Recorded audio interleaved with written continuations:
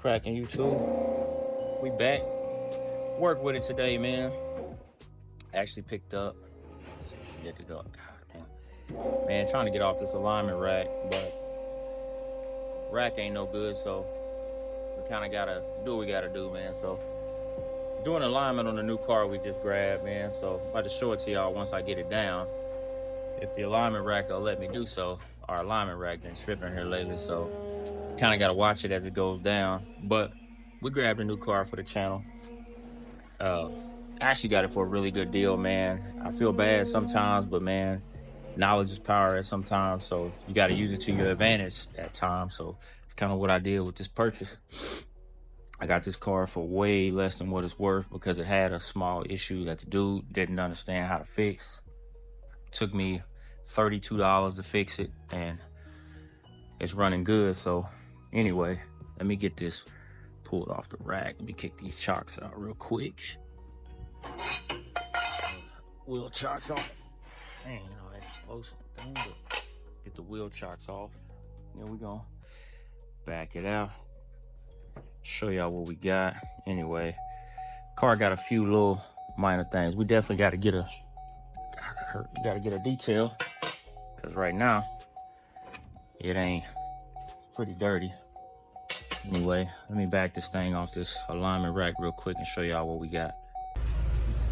As y'all can probably tell what we got from the interior. I think I mentioned it in my last video, I wanted one of these, so I actually pulled the trigger and got one, and I explained to y'all. I'm not gonna tell you how much I paid for it, but I actually got a hell of a deal on this car because, like I said, these guys, they post these cars for crazy money on Facebook Marketplace, and they just ain't worth that type of money. So I'm not ever going to pay over again for a car. But anyway, let me show y'all what we got and why we got it for so cheap. See it, man. Went ahead and grabbed me another DTS. And before all the North Star baggers get into it, man, the North Star motor is not a bad motor.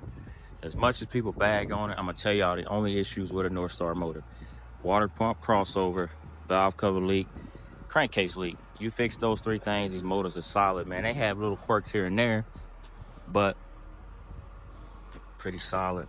Needs a detail. Carpet's kind of dirty on the inside. It's a Lux model, no sunroof. I didn't really need a sunroof, don't care. But I'm gonna get with my guys, man, and get them to detail it, everything, get it all done. It's got a few small flaws, like it's got a dent right here that I'm gonna probably push out myself because it ain't too bad. A couple scrapes on the rear bumper. Other than that, it's a solid little old DTS. Show y'all the mileage on this thing. It's got right at 107,000 miles on it. 107,819 to be exact. Gotta get that cleaned out. Show y'all the reason I got it so cheap. Kind of give y'all an explanation. I got the engine coverage just in the shop, but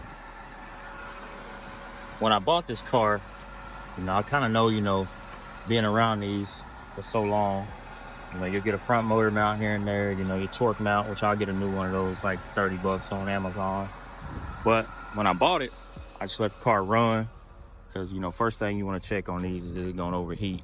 Didn't overheat AC, you know what I'm saying? I drove it, I let it run. I talked to the guy for like 45 minutes running the entire time. He's like, why is it running? I'm like, you know, if it's going to overheat, it's going to overheat right now. But he was having an issue with an extended crank on the car, and you could tell he was trying to just, you know, kind of downplay the situation of what he had going on. But so I'm talking to him, take my scan tool with me. He's like, it's got to check engine light. I had one of my buddies, you know, mess with it. He's one of the better mechanics. I know, I trust him, blah, blah, blah. I'm like, all right, I don't really care about that part. So I pulled the code, you know, it's got a cam sensor code, so that's explaining why it's taking so long cranking to start. You know, I look at it, the guy had ran these wires. As you see, he ran a wire. He tried to jump straight from the ECM over to the cam sensor. So he's still setting the circuit code. Cam sensor's new. God already put an ECM in it already. already a new cam sensor, and he tried to wire it. So I'm like, nah, something's just not right. Simply not right. So I make a deal with the guy. He's asking an astronomical amount of money. I'm like, not gonna happen. This is what I'll pay you. So we talk about it. He's like, nah, that's not gonna work. I'm like, that's all I'm gonna pay you. So what happened was I was attempting to leave, got my Escalade, I was getting ready to leave. The guy was like, nah, man, I'll take it. I'll take the money. So give him the money. We bring the car back to the shop. I pull out my schematic and I'm like, it's gotta be wiring here to here, you know, something like that. So as I go to the ECM, I'm checking the terminal pin out from the ECM to the sensor, and I'm getting, oh well, I'm getting no ohms of resistance back and forth. And I'm like, well, that's not right. I should have something here, but you know, so I was like, let me check the other pins. The other pin 3 and pin 1, just happen to be swapped. So as I'm pinning 1 here to here, it's showing wrong. All he did was he had A and C backwards on the connector. That was it. So I just pulled the heat shrink back. I reheat shrinked it. I opened it up and I switched the 2 pins around. Good as gold. No check engine light anymore. Car runs good. So that was that with that deal. Only thing I will say, like I said, it needs a real serious detail. I may put some tire pressure monitors in it. I may or I may not. You know, it's got brand new tires on it. Yeah, they're prime wheel, but I don't really care. It's just my new daily, so new tires. This is it, man. It's the new daily. Y'all let me know what y'all think, man. I know a lot of people don't really trust the North Star, but I'm gonna do a few things to it. Right now, it's not overheating. It's got a small crankcase leak, any of that stuff. So what I will do, just to ensure, you know, that I'm straight going up and down the highway, because I really don't care about the oil leaks. I'll probably do the valve covers, because that's just a cheap fix, and I'll do it on my own. Not gonna really too much worry about the reseal, but what I am gonna do is replace the water pump tensioner and the belt. If y'all have one of these and it's old, you might as well, you got 100,000, replace it. Because that's where a lot of people's water pumps give out. Or if the crossover and the pump's not leaking, that belt will snap or that tensioner bearing will lock up, and then you got running into overheating issues, and that's it. But yeah, this is the new car for the channel. Also got to show y'all something else we got for the brougham. Maybe the brougham, maybe my next coupe when I decide to grab one, which would be pretty soon. Probably before the end of this year, I'm gonna get another coupe reveal. So y'all stay tuned for that. Anyway, let me show y'all what I grabbed for the brougham for my guy. And yeah, made it in the shop. Show y'all what we got. We got the 5.3. We're gonna go ahead and drop in the brougham. Maybe I'm about to tear it apart. We're gonna put it on the engine stand, bust it down. It's got the 706 heads on it, so we gotta actually, it don't have the crank sensor, so I gotta figure out which crank sensor it had in it. That way I can actually figure out which terminator setup to order for it. Came with the intake. We got injectors, intake rail, intake injectors. Got the motor. It's got the whole front water pump. My guy Parker right here, he blessed me with the LS for it. So we got the ECM and the harness right there. Man, we got so much stuff for this that we need to get done. But first, I'm gonna get it torn down. We're gonna get it sent to the machine shop.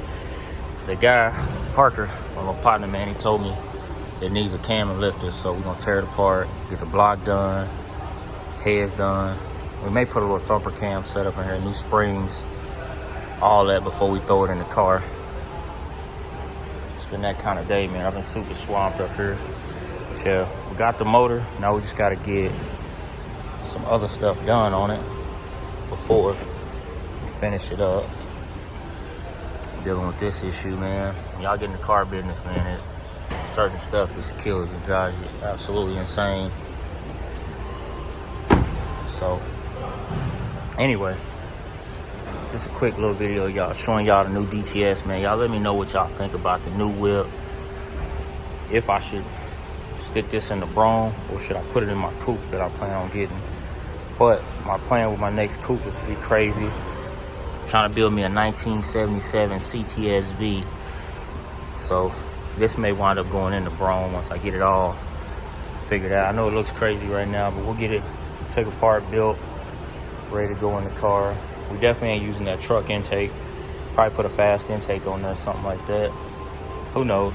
But anyway, y'all see it, man. Let me know what y'all think about the DTS, the 5.3 we got for the brougham or the coupe. And we're gonna catch y'all in the next video, man. Y'all like, comment, share, subscribe. We're just gonna keep on moving, trying to keep as much motion going as possible. So see y'all in the next video.